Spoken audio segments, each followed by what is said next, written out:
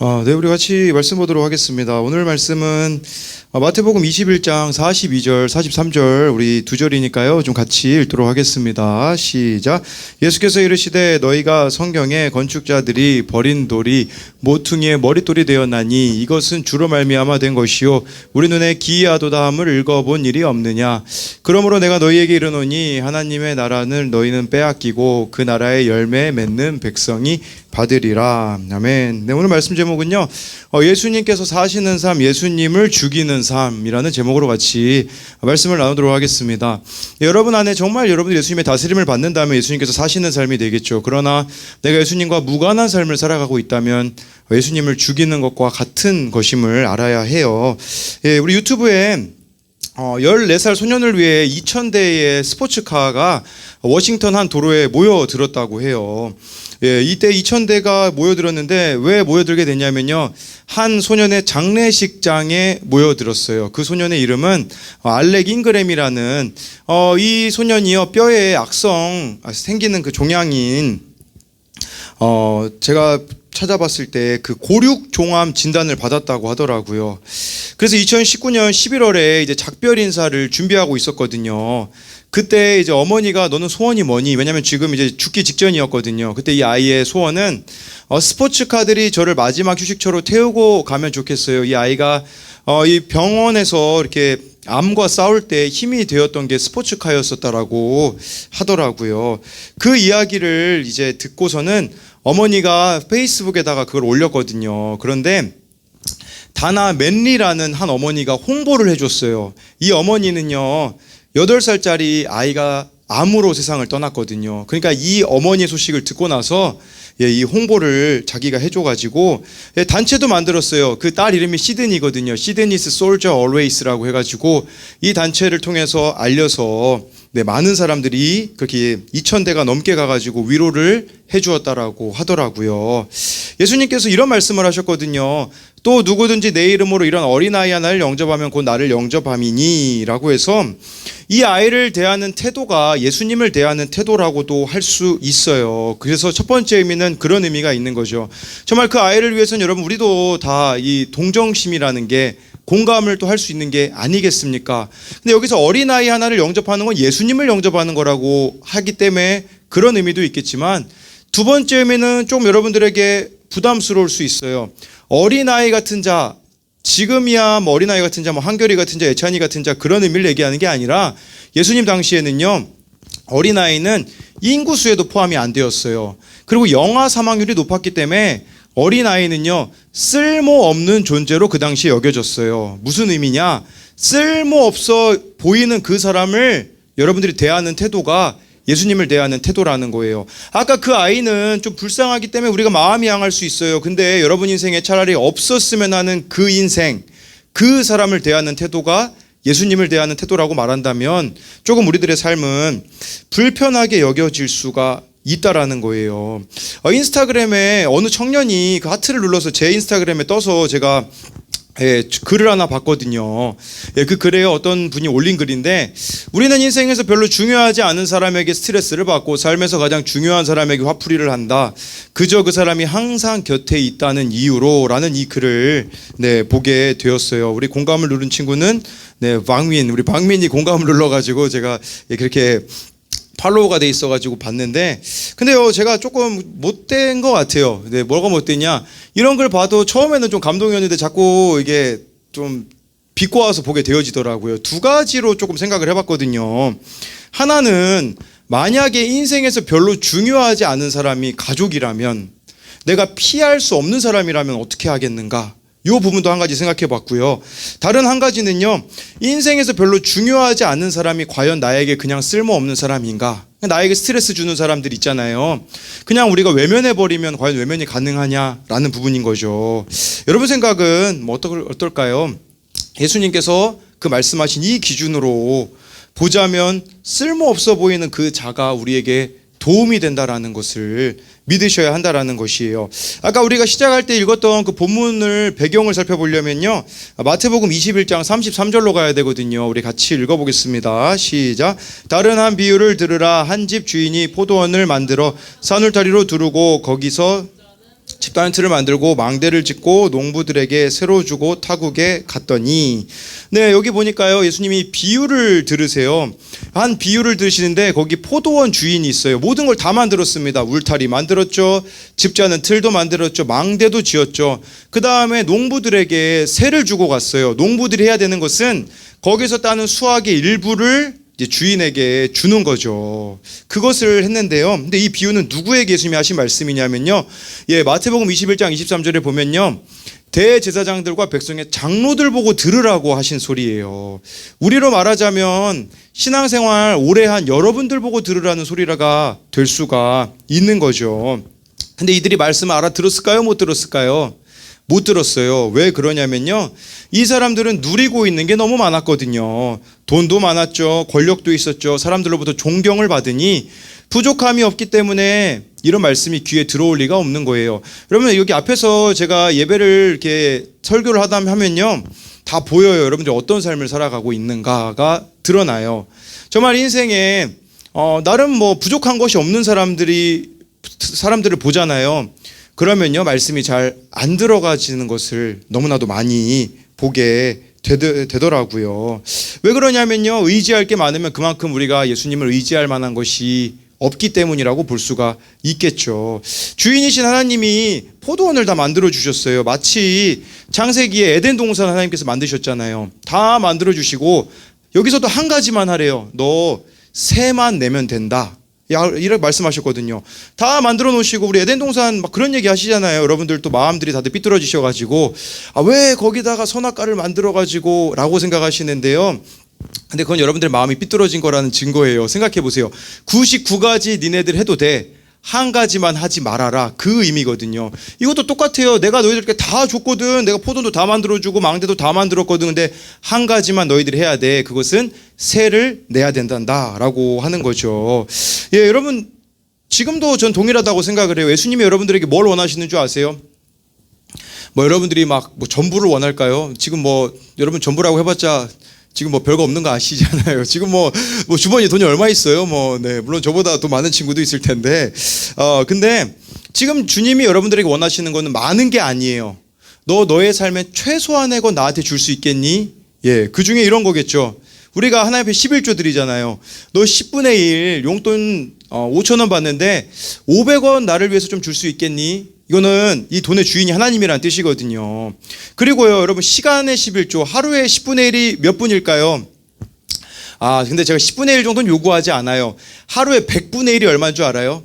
15분 정도가 돼요. 15분. 그러니까 여러분들 하루에 15분 정도 주님하고 시간 보내십니까? 기도 몇 분 하세요? 식사 기도, 네, 거기다가 자기 전에 기도, 그래도 아마 1분이 안 넘을걸요. 여러분, 우리가 맨날 큐티하라고 하잖아요. 우리 하루에 큐티만 해도요, 한 20분, 30분은 하나님하고 시간을 보낼 수가 있거든요. 근데 이 최소한의 것을 지금 우리는 왜 안 하고 있는가? 이거를 생각해 봐야 한다라는 것이겠죠. 네. 그게 사실은 예수님을 지금 내 삶에서 죽이고 있는 게 아닌가 싶은 거죠. 포도원 주인이 이제는 이 수확물을 좀 보내줘야 되는데, 네, 이 소작농들이 안 보내주거든요. 그래서 종들을 보내요, 포도원에. 근데 어떻게 하는 줄 아세요? 종들을 때려 죽이기도 하고요, 돌로 쳐 죽이기도 하고요. 안 되겠다 싶어서 이 포도원 주인이 내 아들을 보내면 이 소작농들이 좀 다르게 대하지 않을까 싶어서 아들을 보내거든요. 네, 우리 37절부터 39절 같이 읽어보겠습니다. 시작. 후에 자기 아들을 보내며 이르되 그들이 내 아들을 존대하리라 하였더니 농부들이 그 아들을 보고 서로 말하되 이는 상속자니 자 죽이고 그의 유산을 차지하자 하고 이에 잡아 포도원 밖에 내쫓아 죽였느니라. 이제 내 아들을 보내면 좀 다르게 돼야겠지 하고서 아들을 보냈는데 아들을 이 소작농들이 죽여버렸어요. 여기서 말하는 그 소작농들이 누구냐면 아까 말씀드린 대제사장들과 장로들이 예수님을 십자가에 못 박은 것을 뜻하는 거예요. 저는 이 본문을 보는데 영화가 하나 떠오르더라고요. 체코의 영화 모스트라고, 우리나라는 달이라는 제목으로 영화가 이렇게 번역이 돼서 나온 영화인데요. 맨날 넷플릭스로 이상한 것만 보지 마시고 좀 이런 것 좀 보세요. 길지도 않아요. 30분이면 되거든요. 네. 근데 이 주인공인 아버지가 아들이 하나가 있어요. 근데 이 아버지가 하는 일은 다리를 내리는 일이에요. 그 거기는 이제 배도 지나가야 되기 때문에 평소에는 다리가 이렇게 열려 있다가 기차가 지나갈 때만 딱 다리를 한번 내려주면 되는 거예요. 그래서 기차가 근데 어느 날 평소와 좀 다르게 빠르게 기차가 시간과 다르게 오게 되는 상황이었었어요. 근데 이제 문제가 발생하게 되는데 그 다리 내리는 기계에 아들이 놀다가 껴있는 상황이 되어버린 거예요. 근데 이 지금 기차가 열심히 달려오고 있는데 아버지는 고민을 하게 되죠. 저 다리를 내리게 되어지면 내 아들은 죽게 되어져요. 근데요, 그 영화에서요, 그 기차, 이 참 하나뿐인 아들을 내가 이걸 기차에서 그 다리를 내려버리면 기차가 지나감으로 내 아들이 죽게 되어지는 것이고, 내 아들을 살리자고 그 다리를 안 내려버리면요, 그 기차 안에 있는 모든 사람들이 다 죽게 되어지는 상황이 발생한 거죠. 아버지가 막 마음에 엄청나게 고민을 많이 해요. 근데요, 기차 안에 있는 사람들을 영화에서 보여주더라고요. 뭐 이 여인이 뭐 그 중에 한 명이었는데, 마약하고 있는 사람, 뭐 술, 담배에 쩔어 있는 사람, 거기다가 중독에 빠져 있고 성적으로 문란한 모든 죄를 짓고 있는 사람들이 다 기차 안에 타고 있어요.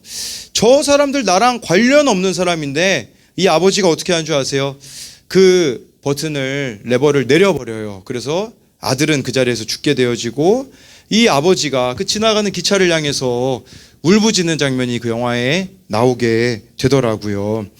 누굴 말하겠어요? 하나님을 보여주는 거예요.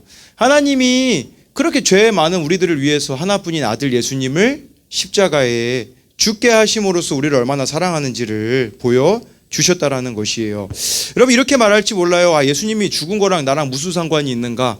내가 예수님을 어떻게 죽였다라고 할 수 있는가? 두 가지를 보면 여러분들 예수님을 죽이는가 안 죽이는가를 알 수 있어요. 첫 번째는요, 여러분들이 예수님과 가까이 해주는 사람을 거부하고 있다면 예수님을 내 삶에서 죽이는 것과 마찬가지예요. 뭐 대표적으로 일주일에 한 번씩 우리 선생님들이 여러분들에게 전화 주시죠. 네, 전화 어떤가요? 네, 뭐 피하는 친구도 있을 거고, 네, 뭐 받아도 그냥 뭐 대답이 시큰둥한 친구도 있을 거고요. 그런데 여러분, 우리 선생님들이 원칙을 정했거든요. 무슨 원칙을 정했냐? 일주일에 새벽 기도는 3번 이상 나오기. 우리 청소년부 교사라면 큐티는 나눔 3번 이상 올리기. 네, 뭐 그래가지고 이거 원칙을 여러분들에게 전화 신방 일주일에 한 번 꼭 하기. 귀찮다고 안 하면 저희 벌칙이 있거든요. 예, 이거 하나라도 안 지키면요 일주일마다 체크를 하거든요. 1점을 벌어서 5점이 되잖아요. 그럼 우리 청소년부 교사들에게 커피 사주기가 벌칙이거든요. 네, 그런데 왜 선생님들이 이렇게까지 할까요? 뭐 직장 생활 안 하나요, 선생님들? 안 피곤한가요? 아니에요. 다 피곤하죠. 근데 사실 여러분 전화 받는 게 여러분들이 귀찮을 수 있겠지만 전화하는 게 더 부담스러운 거 아시죠, 여러분? 선생님들은 여러분들하고 대화하려고 얘네들이 나 안 받아주면 어떡하나, 내가 헛소리하면 어떡하나.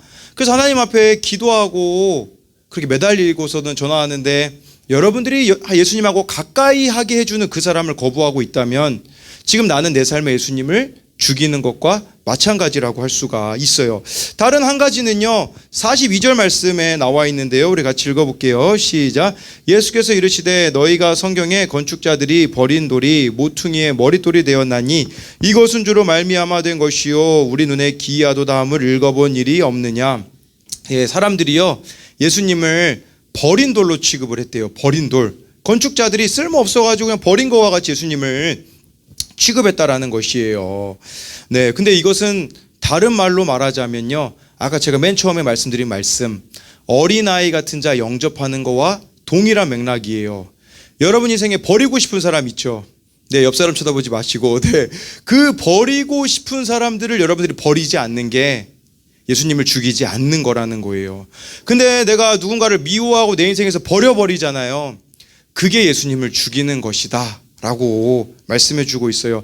그 버리고 싶은 사람 안 버리면 어떻게 되는 줄 아세요? 여기 나와 있잖아요. 모퉁이의 머릿돌이 된다.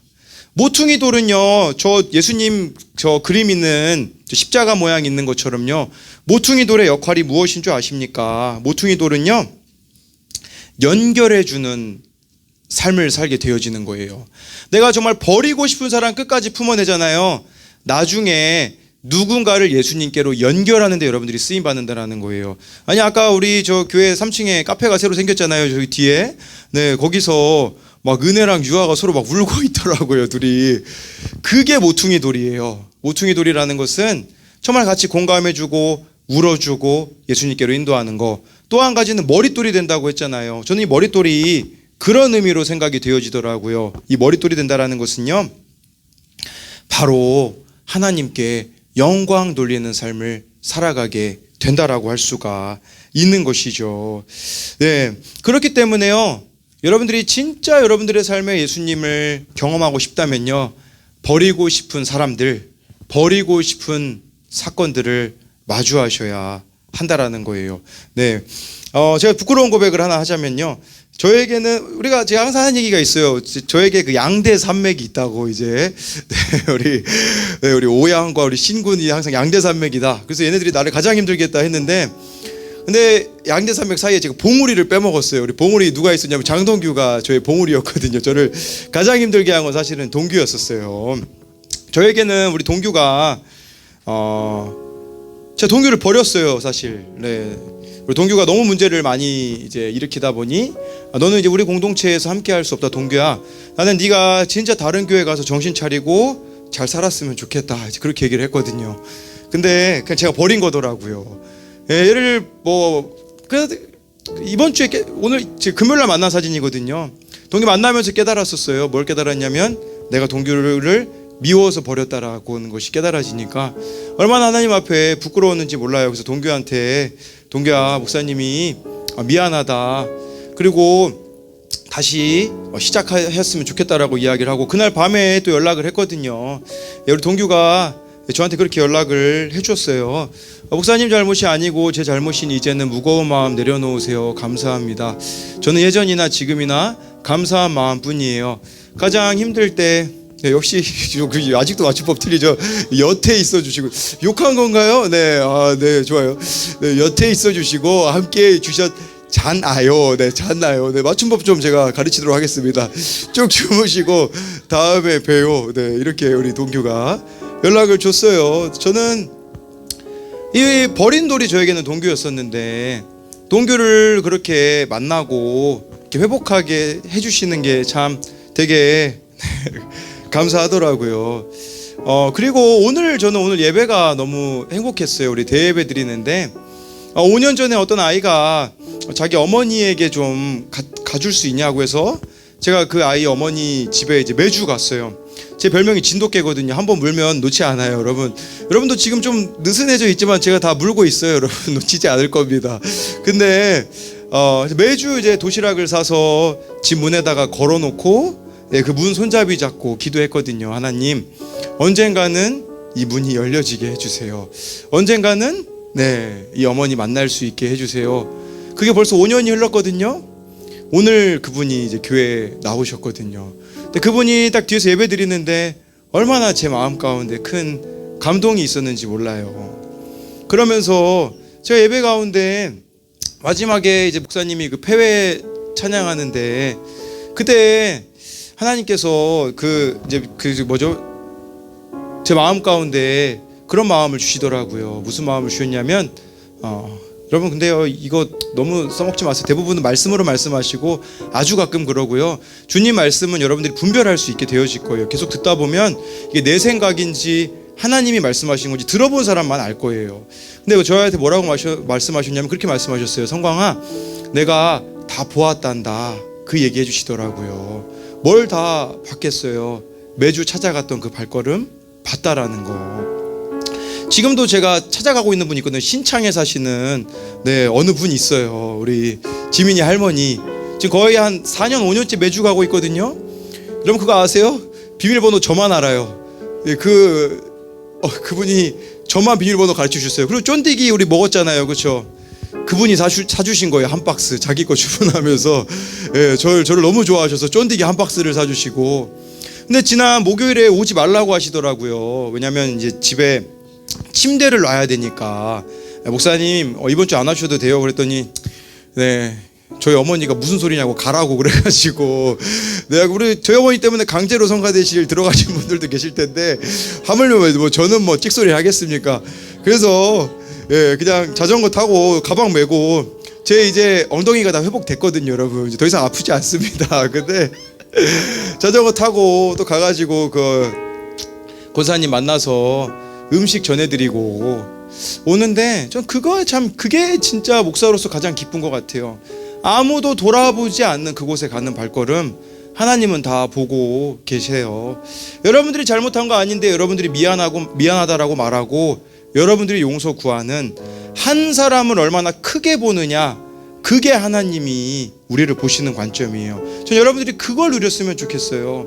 다른 게 아니라 정말 한 영혼을 천하보다 귀하게 여기고 어린아이 같이 버리고 싶은 그 사람을 사랑해내는 저와 여러분들이 되시기를 소망합니다.